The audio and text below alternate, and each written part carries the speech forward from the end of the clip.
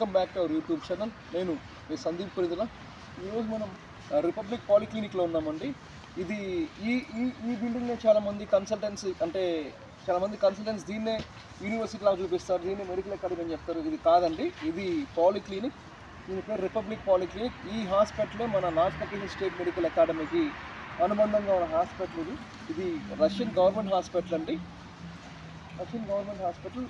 Me dear students and parents, మీరు admission తీసుకునే ముందు మీ యొక్క కన్సల్టెంట్స్ పట్ల జాగ్రత్త వహించండి. మేము ఇక్కడ యూనివర్సిటీలో కూడా చాలా చూసాము.